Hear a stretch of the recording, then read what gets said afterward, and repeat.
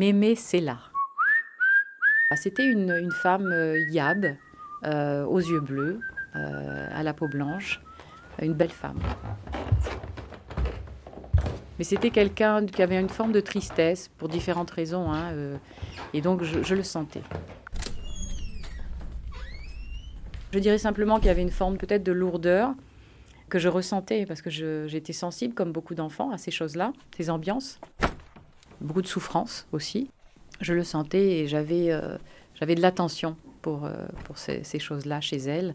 Et ces petits moments qu'on passait ensemble, pour moi, c'était des moments finalement où je restais à côté d'elle. J'étais avec elle, je pouvais la toucher, je touchais ses cheveux. Voilà, on ne parlait pas beaucoup, mais on était à côté l'une de l'autre. Par exemple, Marcella, quand elle avait des cheveux blancs et qu'elle voulait les enlever, elle me dit « Si tu m'enlèves mes cheveux blancs, par cheveux blancs, je te donne tant. » Et là, j'y passais des heures. Elle s'asseyait sur sa chaise en bois, là, dont je me souviendrai toujours. Et moi, j'enlevais ses cheveux blancs.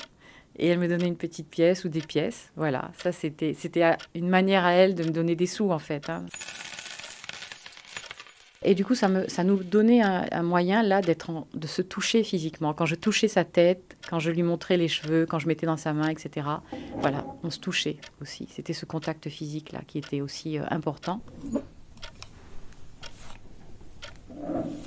Et je garde d'elle ce souvenir que je m'occupais d'elle. Mais c'est là, il y avait une forme aussi chez elle de... Quand j'ai été adolescente et que j'ai repensé à ça, j'ai pensé à de la passivité. C'était une femme plus soumise que mon autre grand-mère. Ma grand-mère paternelle, elle me papouillait, elle me prenait dans ses bras, etc. Ma grand-mère maternelle, c'était différent, parce que c'était un autre style de vie, une autre personnalité. Plus soumise à son mari, plus soumise aux normes sociales. Et c'est quelque chose que j'ai rejeté, moi, pendant très longtemps, encore aujourd'hui un peu, mais pendant très longtemps. Aujourd'hui, je le vois autrement. Je le vois comme une capacité de résistance, malgré tout. Elle était là, elle parlait pas beaucoup, elle supportait des choses, effectivement, mais si elle le faisait, c'était aussi parce qu'il y avait des enjeux pour ses enfants derrière. Et je pense que ça, je l'ai compris tardivement, mais je l'ai compris. Elle m'a beaucoup apporté à ce niveau-là, et j'y allais pas à reculons. J'y allais pour aller voir ma grand-mère, quoi. Elle me gardait régulièrement. Elle avait un jardin dans lequel je m'amusais beaucoup. Beaucoup, beaucoup, hein. Il y avait des fleurs, je me rappelle. On appuyait sur un petit truc, ça faisait pchit comme ça. J'ai des tas de petits souvenirs, hein, on prenait les pétales, on s'en faisait des faux ongles. Avec mes cousines, on faisait un peu les piontes. Il y avait un crottat de sable devant avec des chats, on s'amusait avec les chats. Mais c'est là, elle était un peu farceuse. C'était du genre à nous dire quand on était petits, bah, si vous voulez boire du café, ok, je vous en donne, et puis à mettre du sel dedans, voilà, des petites choses comme ça. C'était un peu son côté un peu farceur, ouais. Elle marchait lentement. Une dame, alors déjà assise dans sa cuisine aussi, qui n'était pas séparée, mais dans laquelle il y avait un feu de bois.